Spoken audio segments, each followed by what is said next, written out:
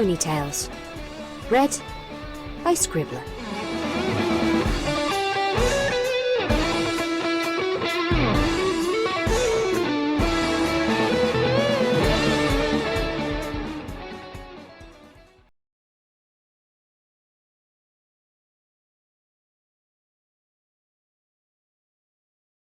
A Spell for Lyra by Colwinia.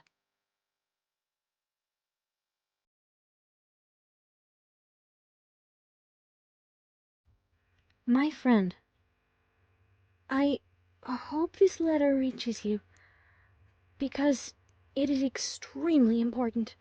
Possibly the most important thing you will ever read. I'm writing it in the attempt to right a wrong that I committed years ago.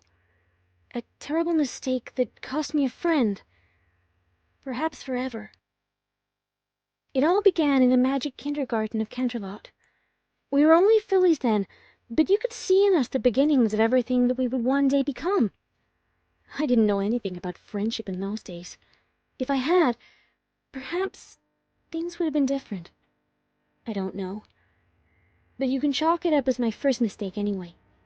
That day, I was sitting alone in the playground, my nose in a book, trying to shut out the background noise of laughing colts and fillies, when a voice cut through the screen of my imagination and brought me back to reality. "What are you reading?" I threw a quizzical glance over my shoulder. An aquamarine unicorn stood over me, looking down at me with a warm smile. I cocked my head and stared up at her. Was she talking to me? Why was she talking to me? What did she want? "Starswirl the Bearded, element of the arcane," I answered.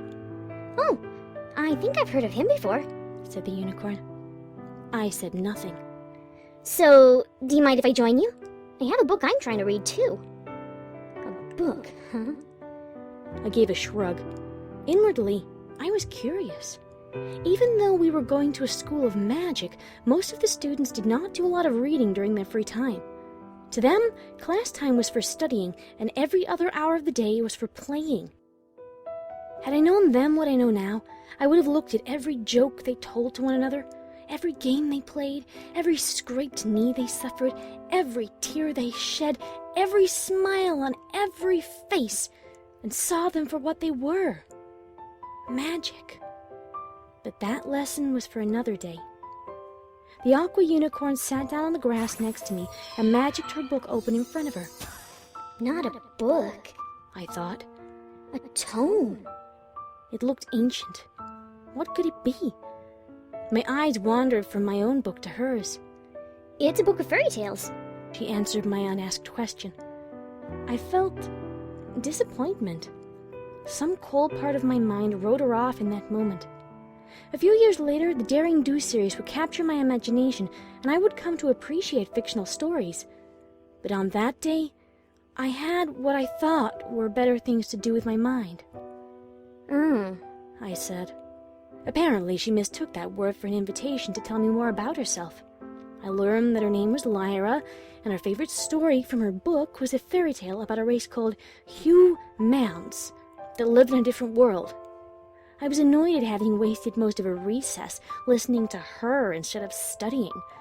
But it got worse. She didn't just like the fairy tale about humans, she actually believed it. "One day, I'm gonna find my way into their world," she vowed. Without my realizing it, those words carved themselves into my heart. I tried to reason with her, to get her to see sense. Surely she couldn't believe anything that stupid. I may have said something to that effect out loud. I don't remember exactly. What I do remember is Lyra's eyes, shiny with unfallen tears, staring into mine as she asked me a question. "Don't you have a dream, Twilight?"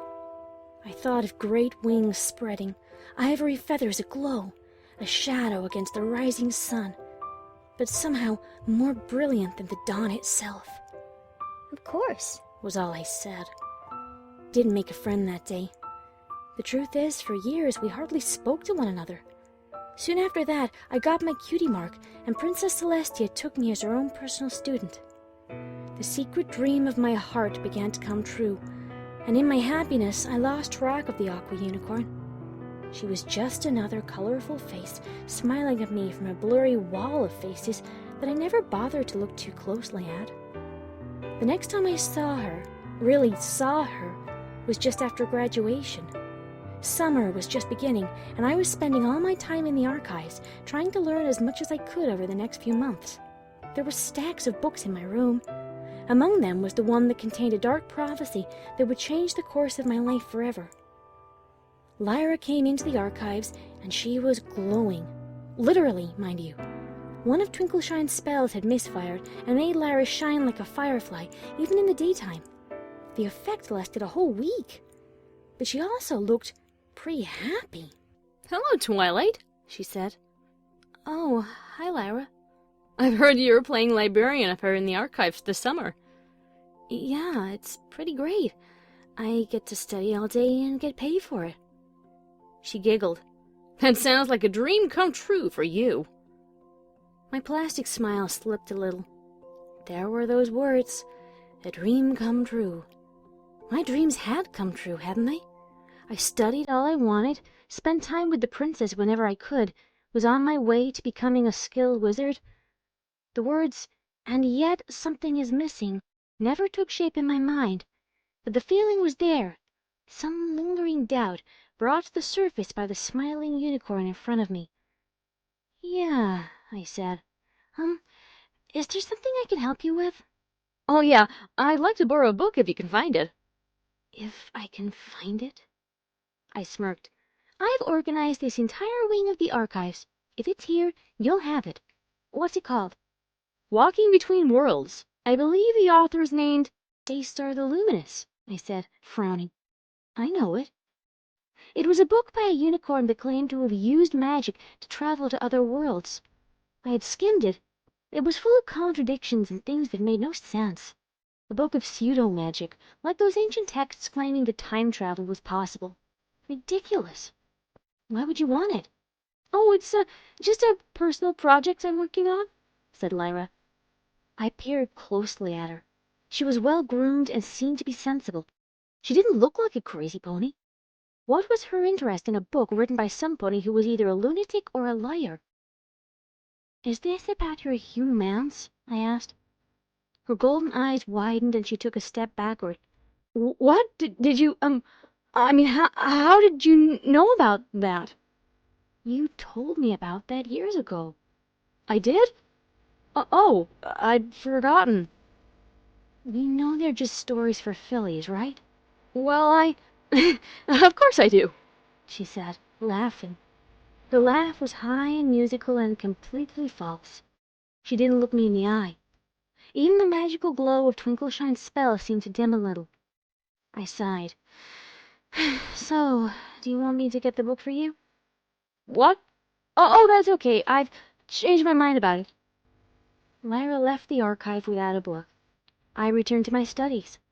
I did notice that the archive's copy of Walking Between Worlds was borrowed on one of my days off and returned a week later. I didn't give it a whole lot of thought. Everything changed for me soon after that. I moved to Ponyville and discovered the magic of friendship. My new friends and I saved the world. I'm not trying to brag. It happened, and I'm overwhelmed by the role I played in it. I only mention it now because of what it meant to Lyra. She moved to Ponyville soon after I did. I didn't think anything of it at the time. Several of my old classmates moved there. And, to tell the truth, I was glad she came to Ponyville. Now that I knew what friendship was, I wanted to get to know her as I never did back in Canterlot. Friendship is a complex thing. Some ponies actually scoff at the idea of studying it, not realizing how deep and profound it is. I know now that I will spend my entire life studying it and not know the 100th part of its mysteries. I made a friend, and I made a mistake. Lyra and I finally got to know each other. She never became part of my circle of best friends. No, there were only 5 ponies that could ever fill those places in my heart. But that didn't mean she wasn't important to me. I wasn't her best friend either. That honor went to Bon Bon. It didn't matter. A heart doesn't run out of room for friends. I have many. Zecora the zebra, Cadence, Ditzy Doo. But Lyra was special. We could talk about magic in a way that would have bored my closer friends. She didn't have the kind of raw magical power that I had, but she did have a unique way of looking at things. One night, when we were both alone in the library where I lived, we had a talk. It wasn't an ordinary conversation. There are simple, seemingly mundane moments in your life that end up leading you to places you could never have imagined. It was like the day I picked up that old book and learned the prophecy of Nightmare Moon. When I was turning the pages leading up to the prophecy, I didn't feel the electricity of the moment, had no idea that it was going to take me away from everything I knew. What I'm trying to say is that this talk between Lyra and I was going to do the same for her. And this time, I felt it. I knew that something was going to happen. I couldn't have guessed what, nor could I have imagined my own tragic role in what was to come. You've done so much with your life, Twilight, said Lyra. She was looking at me over a mug of warm cider, and there was awe in that gaze. I had never noticed it before. Not that much, I said, giggling and trying to wave away the compliment. How can you say that? You saved the world. If it wasn't for you, we would all be living under eternal darkness. Well, it wasn't just me. I could feel my face growing warm. Yeah, but you were there, standing at the heart of it. It must have been amazing. I could never deny that moment. It was, I whispered. I've never done anything special in my life. Don't say that. You are very special. I know that, she said, smiling. She wasn't joking or being cocky. She said it as a simple truth. Every pony's special. I'm not some blank flag filly who doesn't know who she is. But finding your special talent isn't enough. You have to do something with it. I haven't. Not anything important, I mean. I didn't know what to say. You'll get your chance, I said. One day. It did feel rather like something I would say to a filly. The words sounded hollow, even to me. Did I ever tell you my dream? Maybe, I said. Tell me again. You'll laugh. No, I said, I won't. She looked at me. I felt myself being studied, weighed in a set of scales against who knows what standard. And it seems I was found worthy.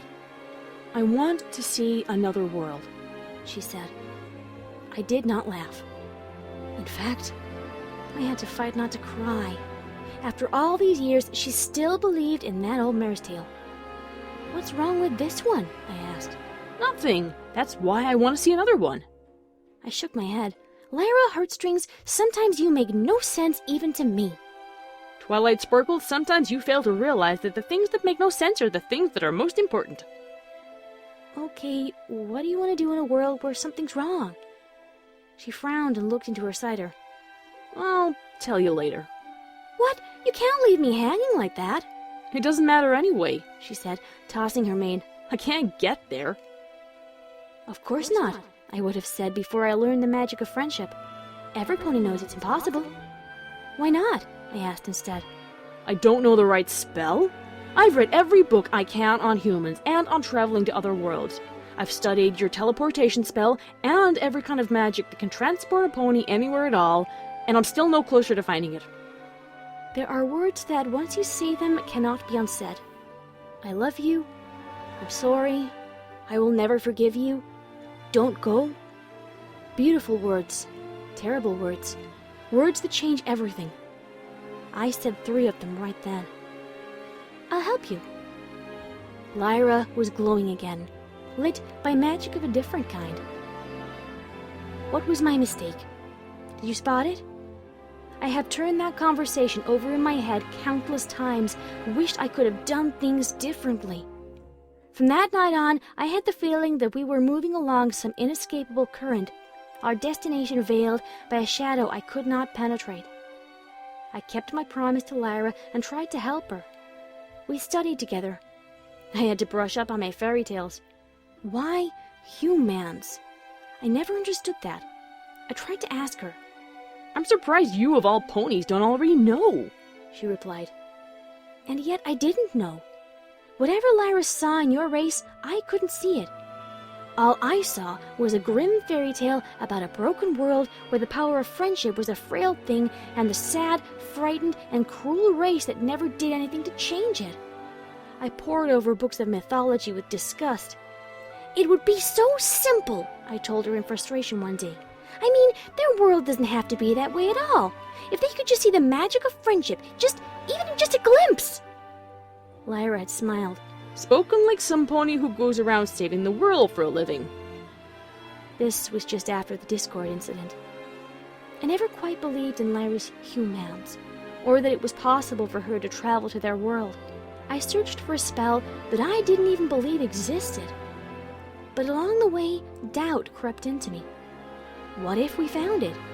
Lyra would actually go to this other world, leaving all her friends behind. I would lose a friend. Now that I knew what friendship was, the very idea terrified me. One night, I accused her of being selfish. Of course, it wasn't true. I knew that. In fact, I was the one being selfish, trying to rein her in, pull her away from a dream that would take her away from me. Some part of me realized this, but it didn't stop me from saying what I said. Lyra went very pale and just looked at me for the longest time without saying anything.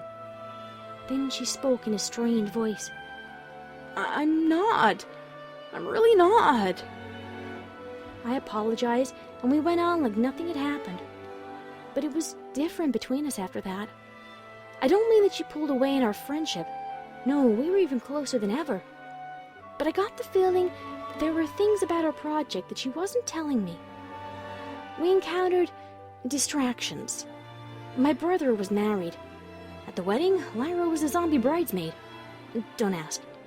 Our search for her spell seemed to be going nowhere. By now, I had no wish to continue our project at all. I did not believe in humans, and I did not believe in their world, and most of all, I did not believe that it would be a good thing for Lyra to go there, even if it was all true. If things hadn't happened the way they did, I'm sure I would have told her I was done and begged her to abandon her silly dream. We finally come to the heart of my story. Have you seen the seeds of my grave mistake? Have you guessed the purpose of this letter? Besides a confession, of course, which it is, especially from this point on. I was jerked from the book I was reading by a frantic pounding on the door of the library. It was Bonbon, Lyra's friend. Twilight, you gotta come quick! She cried. What is it? It's Lyra. I don't know. She said goodbye to me. I think she's trying to do some kind of dangerous magic, and you know all about that kind of stuff. I felt something squeeze my chest. Black, oily dread coated my insides. I did not even wait for Bonbon. I teleported to Lyra's house in a flash. Some part of me knew, even before I opened the door, what I would find. But knowing and seeing are two very different things. Lyra stood at the center of a magic circle. Its lines and symbols were glowing with sunset-colored magic. I recognized some of the symbols, enough to be terrified. I tried to approach, but was pushed back by a wall of force. Lyra looked at me. A wind was blowing through her mane. "Lyra! What are you doing?" I cried. I'm sorry, Twilight. You weren't gonna let me go. "Go where?" Earth, the world of the humans. "It's a fairy tale! Lyra, please, listen to me! You don't know what you're doing! The spell could send you anywhere! It might even send you nowhere! It's not worth the risk!" It is to me, Twilight, she cried. This is my dream! I tried to press forward again, summoning my magic to help me.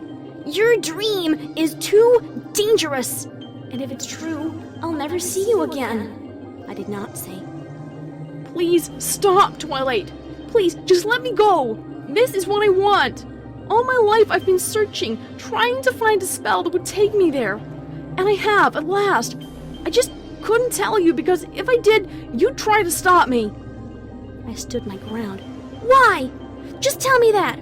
Why was this your dream?" In that moment, she reminded me very much of Princess Celestia. The same warm light radiated from her. She smiled beatifically. I want to save a world, Twilight. Tears were shining in her eyes.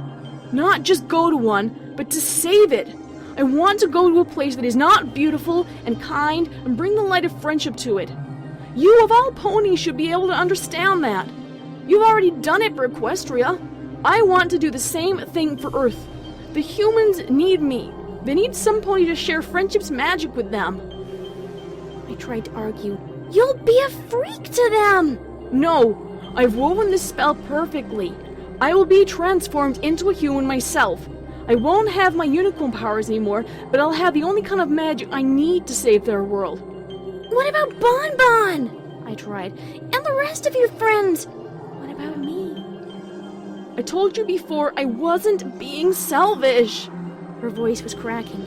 It'll break my heart forever to lose you, but I have to go. The light from her spell wove itself around her body. Pieces of her hooves broke off into the light. It was taking her apart, taking her away. Lyra, stop! The wind picked up. The house trembled as if in an earthquake. I couldn't let this happen. My horn glowed with blazing power. No! Twilight! Don't!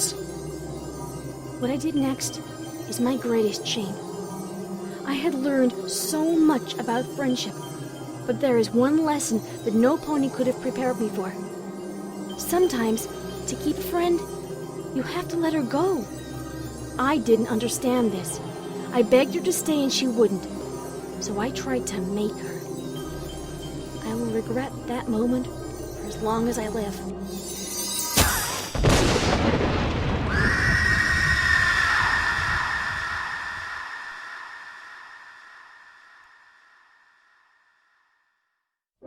When it was over, Lyra was gone. But I knew I had done something terrible. I had broken her spell. The sound of her scream echoed in my ears. What had I done? It was months before I had unraveled Lyra's secrets enough to understand. And when I did, when I realized what my trespass had done to her, I wept like a filly. Lyra meant to go to Earth as a human, to bring with her all the love and light of our world and to pour it into yours. She was in the process of being transformed and transported when I ruined everything. The spell still worked, but not the way she'd intended. Lyra's transformation went wrong, and she got lost along the way. I'm so sorry. You wondered why I was writing this letter to you. It's a friendship letter, after all. But you won't remember that we were friends once. You won't remember anything at all. I have tried to reach you, even used magic to make sure the story of Equestria and your friends comes to your world. But you still don't remember that it's real and it's all my fault. This is all I can do to try to make up for my mistakes. All your life, you have felt it, that something is missing, that you don't quite belong. Sometimes it felt like you were from another planet. And there was that feeling, like a shadow in your heart, that somewhere you had friends that you had been separated from. Somewhere they were calling your true name. I have tried to undo what I did to you. I can't. I have tried to bring you back to Equestria. Maybe I will succeed one day. I am still searching for that spell. Even Princess Celestia is helping me. You will come back, won't you? If I find it? Your friends are waiting for you. And if you won't, or I can't find a way to bring you back, what then? I stood in the way of your dream once before. Not this time. Now I just want to remind you who you are. You didn't end up in the human world with the body you wanted, or even with your memories, but you are still you. I know it's a lot to ask you to believe. The human world has spent years trying to quench the flame of magic in your soul. This letter must read like a fairy tale. I don't know if it will even reach you, or what form it will take if it does. But if you are reading this, if you are hearing this, remember who you used to be. For me. You came from another world, a world of magic and pure friendship. You chose to step into this dark place because you thought you could save their world. It was your dream. And I tried to take it from you, but I was wrong. So go. Do what you came for. Show your humans what the power of real friendship can do. And remember, somewhere, you have friends that are cheering you on. Your friend, Twilight Sparkle.